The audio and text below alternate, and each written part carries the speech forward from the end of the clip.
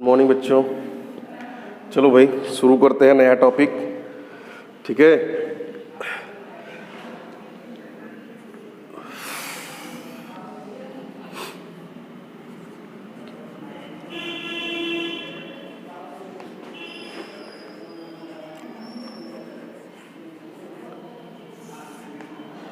देखो भाई आपका फर्स्ट चैप्टर इलेक्ट्रिसिटी और सेकंड चैप्टर मैग्नेटिज्म ये फिनिश हो गया है। और थर्ड चैप्टर आपका था एनर्जी, सोर्स ऑफ एनर्जी, जो कि इस बार सिलेबस से डिलीट कर दिया गया है। ठीक है, और उसके बाद नेक्स्ट चैप्टर आपका आता है लाइट। ठीक है, तो लाइट के लिए अभी हम लोग करेंगे, बट थोड़ा सा हम लोग सोर्स ऑफ एनर्जी का इंट्रोडक्शन ले लेते हैं, जिससे कम से कम आपको बेसिक नॉलेज हो। बाकी उसके बाद जो है शुरू करेंगे हम लोग लाइट। ठीक है, तो सोर्स ऑफ एनर्जी में जो इसका मेन थीम था, ठीक है भाई, मेन थीम भाई ये है कि हमारे अर्थ पे जो अल्टीमेट सोर्स ऑफ एनर्जी है वो है क्या? That is comes from the sun. सूर्य से ही डायरेक्ट या इनडायरेक्ट फॉर्म में एनर्जी अर्थ पे आती है, जिसको हम लोग ट्रैप करके अपने अकॉर्डिंग अलग अलग पार्ट से निकालते हैं। जैसे कि पहला तो आप लोग देखते होंगे आजकल चलन में ज़्यादा है सोलर एनर्जी का ट्रैप। ठीक है, उससे हम लोग क्या करते हैं भाई, पीवी सेल लगा करके सोलर सन की एनर्जी को जो फोटॉन्स होते हैं उसको क्या करते हैं, कन्वर्ट कर देते हैं जो है डीसी सोर्स में, और बैटरी में कंजर्व कर लेते हैं। दूसरा आप लोग देखते होंगे कि ये तो भाई नेचुरल फिनोमिना है, जैसे कि बेसिक फूड अर्थ पे आता कहाँ से है? ये सब भाई जितने भी यहाँ पे ग्रीन प्लांट है वही है बेसिक सोर्स। ठीक है, इसलिए उनको प्रोड्यूसर भी बोला गया है। वे लोग क्या करते हैं भाई, सन से एनर्जी लेते हैं, खुद ग्रोथ करेंगे, खुद भी ग्रोथ करेंगे, और जो सेकेंडरी जो है कंज्यूमर है या प्राइमरी कंज्यूमर है उनको फीड करते हैं। ठीक, तो इस तरीके से ही सारी चीज़ों को कंटिन्यूएशन में लाया गया है, एनर्जी को अर्थ पे। कहाँ से? सन से। ठीक है, वही सब कुछ इसमें सोर्स ऑफ एनर्जी वाले चैप्टर में होता था। अब ये जो सोर्स ऑफ एनर्जी में था, ये इसमें एनर्जी के भाई दो टाइप्स होते थे। पहला होता था आपका कन्वेंशनल, ओके, और दूसरा होता था आपका नॉन कन्वेंशनल।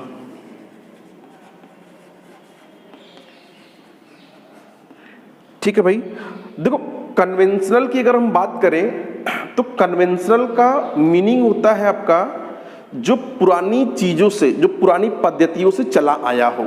जैसे आप लोग देखे होंगे पुराने समय में कि पवन चक्की लगा रहता था, जो इलेक्ट्रिसिटी हम लोग जो है जनरेट करते थे, बेसिकली वो होता था हाइड्रो पावर प्लांट से। ठीक है, हाइड्रो से हम क्या करते थे, एक छोटे से टरबाइन को रोटेट करा देते, वहाँ से एनर्जी, वहाँ से जो है टरबाइन रोटेट करता था, टरबाइन को एनर्जी, टरबाइन से फिर एनर्जी में लगे हम आर्मेचर को रोटेट करा देते, और फिर वहाँ से हमें क्या मिलता था, वहाँ से हम इलेक्ट्रिसिटी को जनरेट कर लेते थे और फर्दर उसका आगे प्रोसेस करते थे। तो ये सारी चीज़ें आप जो है कन्वेंशनल में देखते थे। कन्वेंशनल में आपका हाइड्रो आता था, थर्मल भी आता था। इसी तरीके से आप देखोगे कि नॉन कन्वेंशनल में जो नई चीजें हैं, जैसे कि पीवी सेल जो भी हमने नाम लिया, ठीक है, टाइडल एनर्जी, ठीक है, और जियोथर्मल एनर्जी। तो इस टाइप के आपके अलग अलग सोर्सेस हैं जो कि किस कैटेगरी में आते हैं, नॉन कन्वेंशनल एनर्जी के। और हालांकि जब इन सबको हम लोग डिटेल में पढ़ते हैं, अगर इस बार का सिलेबस जो है इसमें कटा नहीं होता ये सोर्स ऑफ एनर्जी, तो हम इसको पूरा डिटेल में करते हैं। बट क्या है कि चूँकि सिलेबस में कटा है तो हम लोग क्या कर रहे हैं भाई, इसको ओवर ब्रीफ कर दे रहे हैं, बस जस्ट ब्रीफ कर रहे हैं, फिर हम अपना नेक्स्ट चैप्टर शुरू करते हैं। ऐसे ही आप लोग देखोगे जो मेन सोर्स ऑफ एनर्जी है फिलहाल अभी के लिए, तो अभी के लिए हमारा अगर मैं इंडिया की बात करूं तो इंडिया आपका थर्मल पावर पे डिपेंड करता है। पहले नंबर पे है थर्मल, दूसरे नंबर पे है न्यूक्लियर और तीसरे नंबर पे होता है आपका हाइड्रो, ठीक है। और उसके बाद आपके जो नॉन कन्वेंशनल जैसे कि जो सोलर पावर प्लांट है, हाइड्रो है, टाइडल है, ये सब एक्चुअली में फ्री सोर्स ऑफ एनर्जी हैं। इनमें सिर्फ और सिर्फ बेसिक कॉस्ट का ही पैसा लगता है। एक बार आप सिस्टम को इंस्टॉल कर दिए, वो आपका through out the year continuously free में आपको देता है, ठीक है। तो फ्री में तो मिलेगा बट उसका अमाउंट बहुत कम होगा, ठीक है। ऐसे ही आप अगर हाइड्रो की बात करोगे तो हाइड्रो भी चूंकि कन्वेंशनल में आता है, बट इसका जो बेसिक इंस्टॉलेशन है वो थर्मल से भी ज़्यादा होता है। बट कॉस्टिंग, रनिंग कॉस्ट क्या है इसका? जीरो। रीजन क्या है भाई? रनिंग कॉस्ट में बारिश हुआ, हमने डैम को जो है फिल किया, डैम फिल हुआ, वहाँ से हमने गेट खोला, गेट खोल के हमने क्या किया, इसको जो है टरबाइन को रोटेट करा करके बिजली हमने प्रोड्यूस कर लिया। उसमें हमारा कॉस्ट क्या गिरा? कुछ नहीं। वहीं अगर आपको थर्मल को जो है रन कराना है तो थर्मल में क्या होता है भाई? कोल फायर्ड होता है, आपको कोल बर्न करना रहेगा, डीजल देना पड़ेगा, अलग अलग जो है उसमें कई स्टेप होते हैं, उनमें आपके पास AHP, CHP सब अलग अलग डिपार्टमेंट के सबको रन कराना पड़ेगा, तो वहाँ पे इसकी कॉस्टिंग बनती है। न्यूक्लियर की बात करोगे आप तो न्यूक्लियर को रन कराने के लिए सबसे पहले वहाँ पे हाईली एक्सपर्टाइज इंजीनियर्स होने चाहिए। दूसरी बात, उससे टफ काम है जो आप वहाँ पे यूरेनियम को जो है फायर कराओगे तो जो रेडियो एक्टिव मटेरियल्स होते हैं इनकी कॉस्टिंग बहुत ज़्यादा होती है, ठीक है। तो जो न्यूक्लियर पावर प्लांट में जो वहाँ से जो पावर जनरेट होता है उसकी वैल्यू, उसका जो जनरेटिंग कॉस्ट है वो बहुत ज़्यादा होता है, बट वो हमें ईजिली मिलता है। हम आज चाहें तो आगे अगले 1 घंटे में उसको रन करा करके वहाँ से डायरेक्ट निकाल सकते हैं। बट अगर यही चीज़ अगर मैं हाइड्रो में सोचूं तो हाइड्रो में भाई वो नेचर पे डिपेंड करेगा। अगर बारिश अच्छी हुई है, बारिश अच्छी होगी तो उससे हमारा डैम अच्छे से फिल हुआ, डैम ज़्यादा फिल हुआ तो ज़्यादा टाइम तक वो रन जो है टरबाइन रन करा सकते हैं हम, और उससे फ्री में बिजली पा सकते हैं। अगर बारिश नहीं हुआ तो टरबाइन को रन कराने के लिए भाई कोई और दूसरा सोर्स तो है नहीं हमारे पास, ठीक है। उसके लिए क्या करना रहेगा भाई? हमें नेचर पे ही डिपेंड करना पड़ेगा। तो देखो, एक तरीके से आप ये कह सकते हो कि अगर आपको कहीं ना कहीं फ़ायदा लेना है तो उसका कुछ न कुछ नुकसान भी मिलेगा। आप ये सोचो कि हमें सिर्फ फ़ायदा हो तो ऐसा नहीं हो सकता है। तो ये सब कुछ हम लोग करते हैं यहाँ पे सोर्स ऑफ एनर्जी वाले चैप्टर में, ठीक है भाई। चलिए, तो फिलहाल इतना इंट्रोडक्शन मैं समझता हूँ इसके लिए काफ़ी है। रीजन की भाई इसमें आपको और कुछ करना है नहीं। फिर भी मैं एक बार आपसे बोलूँगा कि आप जो है एक बार इस चैप्टर को, बुक में आपके पास चैप्टर है, इस चैप्टर को आप थॉरोली रीड कर लो।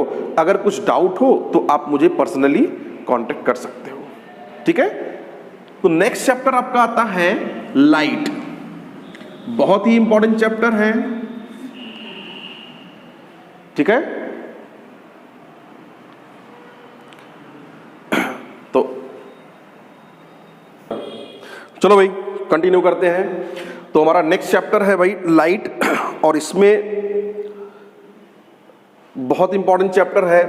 एक बात समझ लो आप, लाइट का बेसिक हम 10th में करते हैं और इसी का डिटेल्ड वर्जन हम लोग करेंगे 12th में।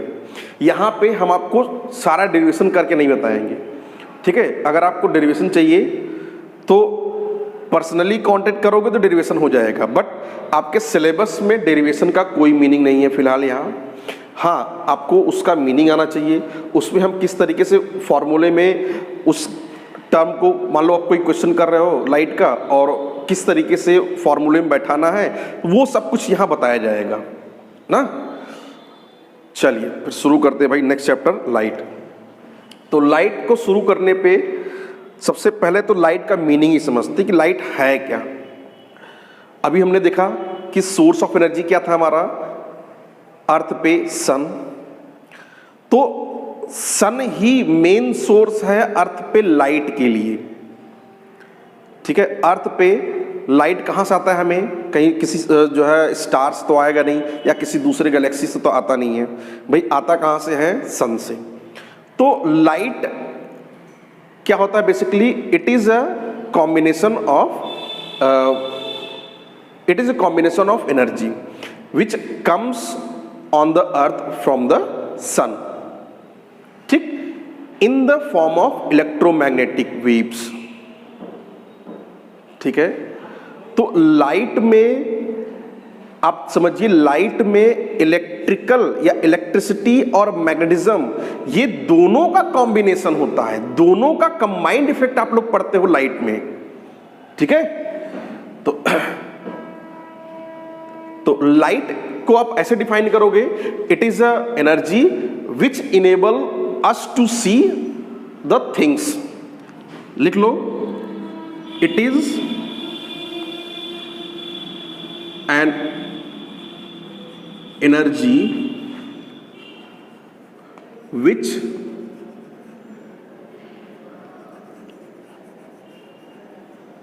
enable us to see the things, okay। ये एक ऐसी चीज है जिसकी हेल्प से हम लोग किसी भी वस्तु को देख सकते हैं, ठीक है। बिना लाइट के आप किसी भी चीज को देख नहीं सकते हो। एग्जाम्पल के तौर पे आप दिन में देखते होगे आपने आसपास बहुत सारी चीजें, यही रात में आप अपने आसपास जहां तक आपके कमरे की या आपके घरों की लाइटें होंगी वहीं तक देख पाते हो, लेकिन दूर जहां पे लाइट नहीं है वहां नहीं देख पाते। रीजन, अब लाइट से हम लोग देखते कैसे हैं, इसके पीछे रीजन क्या है कि भाई लाइट जिस भी ऑब्जेक्ट पे पड़ेगा उस ऑब्जेक्ट से एक रिफ्लेक्शन, बेसिकली क्या होता है, देखो ये जो लाइट है ना, लाइट भी आपका कॉम्बिनेशन ऑफ कलर्स होते हैं। किन किन कॉम्बिनेशन से मिलके बना होता है, जैसे विब्योर नाम सुने होगे, अभी इसके बारे में हम लोग देखेंगे, बट जान लो ये होता है, ठीक है, जिसको हम लोग रेनबो में जो बनता है हमारा, ठीक है, विब्योर 7 कलर होते हैं, इन्हीं से मिलके हमें क्या बनता है, हमारा व्हाइट लाइट बनता है, जिसकी हेल्प से हम किसी भी ऑब्जेक्ट को देखते हैं। एक्चुअली होता क्या है कि लाइट जिस भी ऑब्जेक्ट पे पड़ेगा तो उस कलर, जो वो ऑब्जेक्ट जिस कलर का होगा उस कलर का एक वेवलेंथ वहां से जनरेट होगा, और वही वेवलेंथ क्या करता है, हम लोग हमारे जो है आई भी पड़ता है, वो हमारा माइंड क्या करता है, उसको डिटेक्ट करके रेटिना पे वहां पे वो पिक्चर बना देता है, और हम लोग पता कर लेते हैं कि भाई ये वाइट, ग्रीन है, ब्लैक है, रेड है, इंडिगो है, वॉयलेट है, जैसा होगा वो आपको दिखेगा वैसा, ठीक। तो ये पूरा प्रोसेस होता है लाइट का, जिसकी हेल्प से हम लोग किसी भी चीज को देखते हैं। अब ये देखेंगे कि इस चैप्टर में हम लोग सीखेंगे क्या क्या।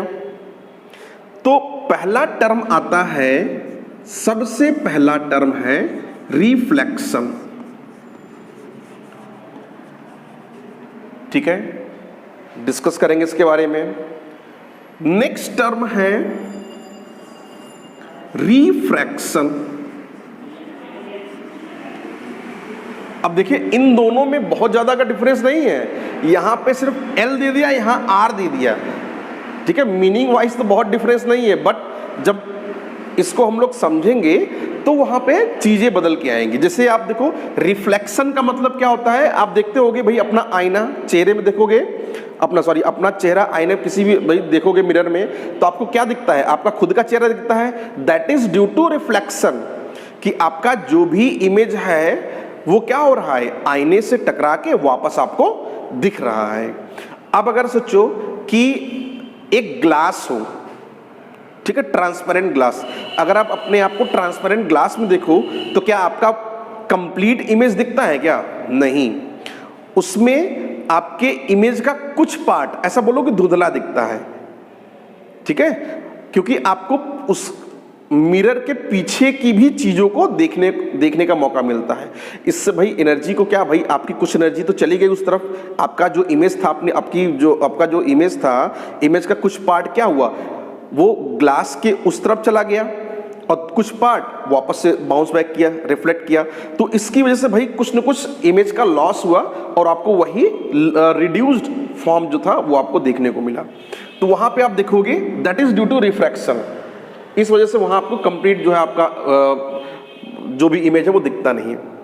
तो ये दोनों चीज ये तो बहुत इंपॉर्टेंट चीज है, रिफ्लेक्शन हुआ, रिफ्रैक्शन हुआ। फिर आप लोग और देखोगे आगे तो आपका आएगा लॉ ऑफ रिफ्रैक्शन।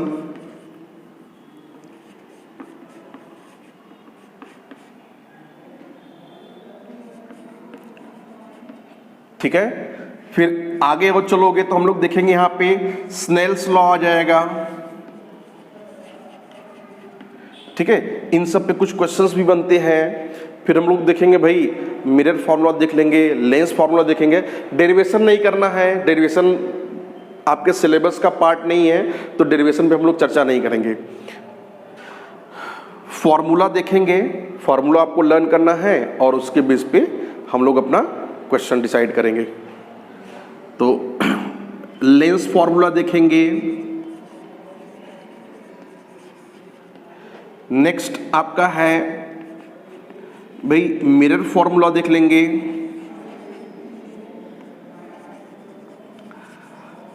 और इन सब में जो साइन कन्वेंशन यूज होता है तो उसके लिए हम लोग सीखेंगे क्या, कार्टेशियन कोऑर्डिनेट की साइन कन्वेंशन कैसा लेते हैं। तो साइन कन्वेंशन को हम लोग क्या, जो आप लोग 10th 9 से पढ़ के आए हो कार्टेशियन प्लेन, तो कार्टेशियन प्लेन को भी एक बार हम लोग क्या करेंगे, वहां से सीख लेंगे। तो इसके बारे में भी थोड़ा सा एक छोटा सा लेक्चर ले लेंगे तो वो हो जाएगा आपका साइन कन्वेंशन। ऐसा बोल दे रहा हूं मैं।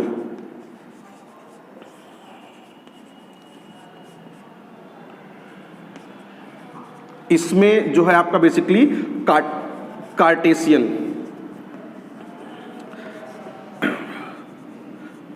प्लेन के बारे में देखेंगे। ठीक, और यहां पे भी आपके यहां पे भी न्यूमेरिकल पोर्शन बनता है।